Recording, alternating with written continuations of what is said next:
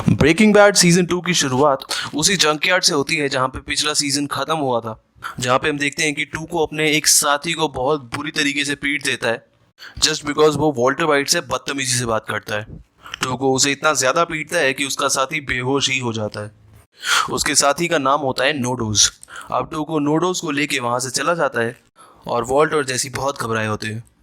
अब vault to को से मिले उन पैसों को गिनने लगते हैं।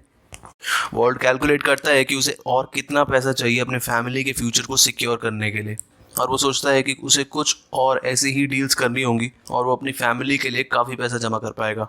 हम देखते हैं कि टू को वापस आता है और वॉल्ट से कहता है कि नोडोज को ठीक करें, उसे होश में लेके आए। टूको को शायद ये लगता है कि वॉल्ट काफ़ी समझदार इंसान है और शायद वो नोडोज को होश में भी ला सकता है। वॉल्ट उसको बताता है कि अब ये मर चुका है और टूको का दूसरा साथी गोंजो कहता है कि इसकी बॉडी को ले जाना होगा। टूको इस बात को मना कर देता है और उसकी बॉडी को वहीं जंकयार्ड में छोड़ के चला जाता है और वॉल्ट और जेसी भी वहाँ से चले जाते हैं। नेक्स्ट सीन में हम देखते हैं कि जेसी ने एक गन का इंतजाम कर लिया है। जेसी को सेफ नहीं लग रहा होता, इसीलिए वो अपने लिए एक गन खरीद लेता है। नेक्स्ट सीन में हम देखते हैं कि जेसी और वॉल्ट दोनों एक साथ होते हैं जेसी के घर पे। जेसी बहुत डरा होता है और वॉल्ट से कहता है कि हमें टूको को मारना होगा, इससे पहले वो हमें मार दे। जेसी बताता है कि कल रात भी उसे 8 बार कॉल आया लेकिन दूसरी साइड से किसी ने भी कुछ बोला नहीं और टूको के साथी के मर्डर के हम दोनों विटनेस हैं, इसीलिए टूको हमें कभी भी मार सकता है। टूको को यही डर होगा कि हमने अगर किसी को ये बात बता दी तो उसे जेल भी हो सकती है, तो वो हमें मारने की कोशिश पक्का करेगा। टूको अभी भी यही सोच रहा होगा कि क्या मैं इन दोनों पे विश्वास कर सकता हूँ या नहीं। अगर उसने ये डिसाइड किया कि हम दोनों सेफ नहीं है उसके लिए, तो वो हम दोनों को पक्का मार डालेगा और इसीलिए जैसे ये कहता है कि मैं उसे इस गन से मार डालूंगा। वॉल्डो से कहता है ये बहुत ही बेकार आइडिया है, तुम उसे गन से नहीं मार सकते। तो मुझे ये बताओ कि तुम ये एग्जैक्टली करने कैसे वाले हो। तुम उसे 2 गोलियां मारोगे या 3 गोलियां मारोगे? तुम उसे एग्जैक्टली कहाँ पे गोली मारोगे? उसके साथ हमेशा उसके साथी होते हैं, तो क्या तुम उन्हें भी मारोगे? उसे कितनी गोली मारोगे, कहाँ मारोगे, कैसे मारोगे? ये सब सवाल वॉल्ट जेसी से पूछता है। वॉल्ट जेसी से कहता है कि हमें एक सॉलिड प्लान बनाना होगा अगर हम उसे मारना चाहते हैं तो। नेक्स्ट सीन में हम देखते हैं कि स्काइलर मरी के फ़ोन कॉल्स को अवॉइड कर रही होती है, जिसका रीज़न सिर्फ यही था कि मरी ने चुराया हुआ टियारा स्काइलर को गिफ्ट किया, जिसकी वजह से स्काइलर को काफ़ी बेइज्जती सहनी पड़ी। इस बात को हैंक समझ जाता है और हैंक मरी से ये भी कहता है कि उसे उसकी साइकेट्रिस्ट की अपॉइंटमेंट्स मिस नहीं करनी चाहिए।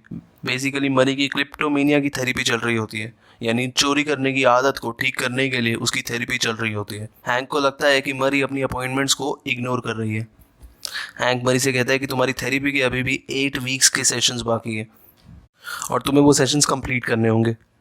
लेकिन मरी हैंक की बातों को इग्नोर करते हुए वहाँ से चली जाती है। नेक्स्ट सीन में हम देखते हैं कि हैंक अपने ऑफिस में होता है और वो फुटेज को देख रहा होता है जहाँ पे वॉल्ट और जेसी मेथलामीन के ड्रम को चुरा रहे होते हैं।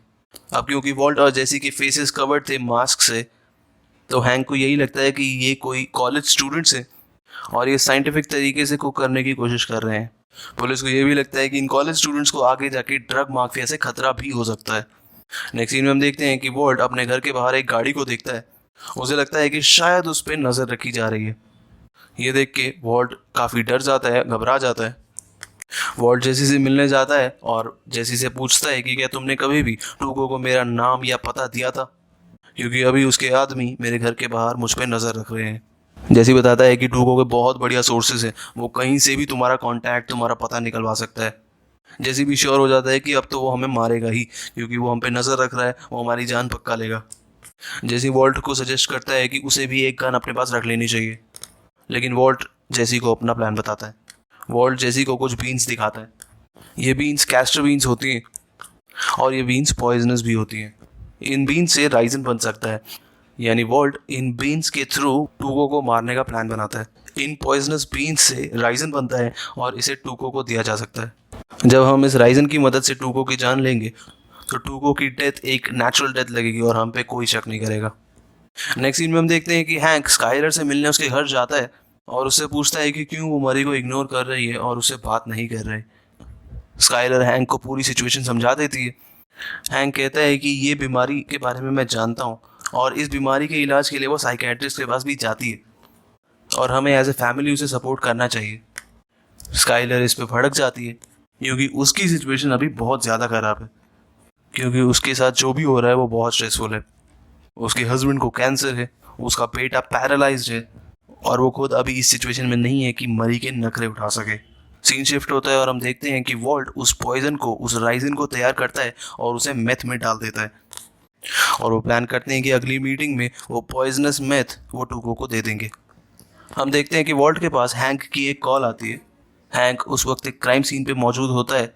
हैंक उसी जंकयार्ड में होता है जहाँ पे टूको ने अपने साथी को बहुत बुरी तरीके से पीटा था। हैंक वॉल्ट को मर्डर सीन का एक फोटो भी भेजता है। वो मर्डर गोंजो का हुआ होता है। बेसिकली हैंक को वो मर्डर बहुत फनी लगता है, इसीलिए वो वॉल्ट को उसकी फ़ोटो क्लिक करके भेजता है। वॉल्ट और जैसे जैसे ही उस फोटो को देखते हैं वो बहुत घबरा जाते हैं। वॉल्ट को लगता है टूको ने ही गोंजो को मारा है, क्योंकि वो उस मर्डर के विटनेसेस को ख़त्म करना चाहता है।